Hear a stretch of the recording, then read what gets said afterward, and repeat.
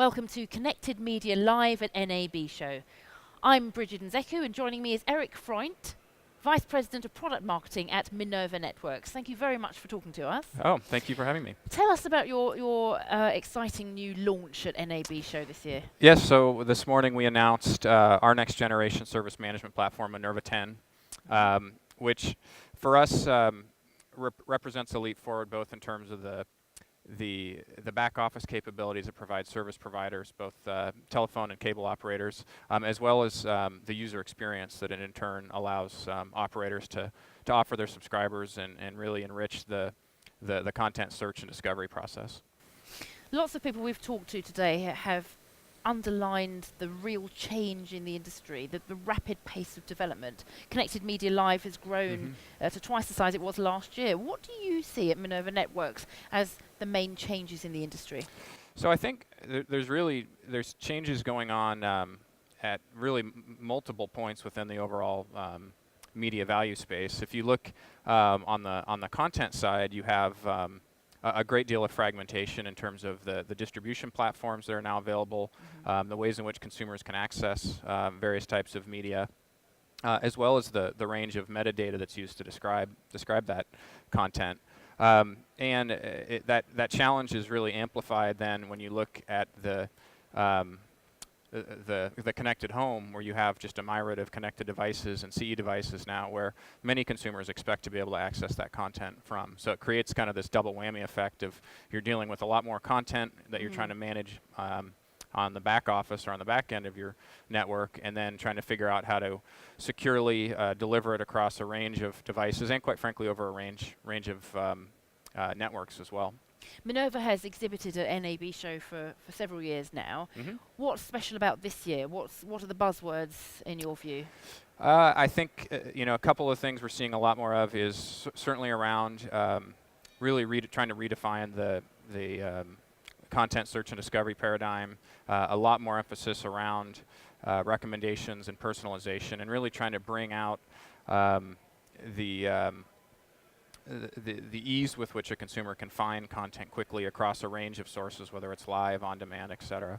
And then certainly the other area that then manifests itself is around analytics and the need for really having more robust capabilities in terms of the types of data that the operator is able to manage, control, and ultimately monetize. You talked about some of the challenges that are faced by the operators in this market at the moment. How is that changing how Minerva Networks services those needs and develops its business? Yeah, so one of the things, there's probably a couple areas that we've invested heavily over the last couple of years in anticipation for some of the changes.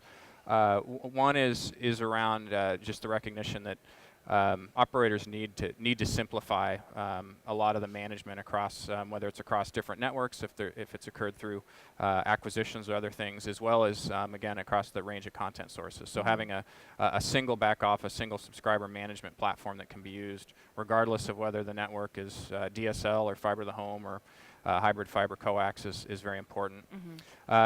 The other is definitely in terms of the client and the user paradigm, and having a software platform that's and a client experience that's able to really be extensible across a range of devices. So part of what we've done with our client is the entire client experience is now in HTML5, so it's browser based. And what that does for us as well as for the customers is it provides the ability to really much more cost effectively and more quickly both deploy that client experience over a range of devices, whether they're connected TVs or traditional set-top boxes or tablets, smartphones, et cetera.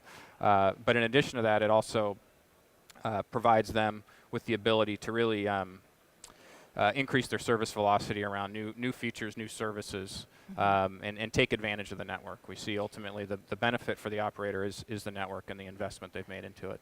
A lot of people are asking the question, how do you monetize? How do you make money from the ability to deliver content over all of these platforms? What's the answer?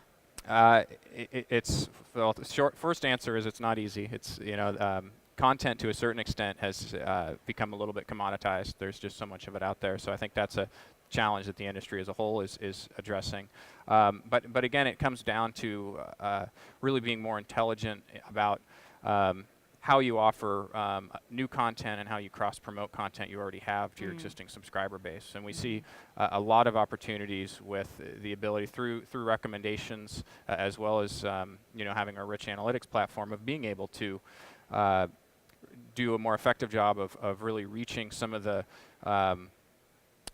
niches within your customer base that you perhaps historically haven't been able to do, and really start monetizing some of the individual consumption habits, and doing more of a dynamic offer management as a result. I think longer term, the holy grail has been obviously around advertising, and I'm seeing a lot around us in terms of more dynamic ad insertion as well.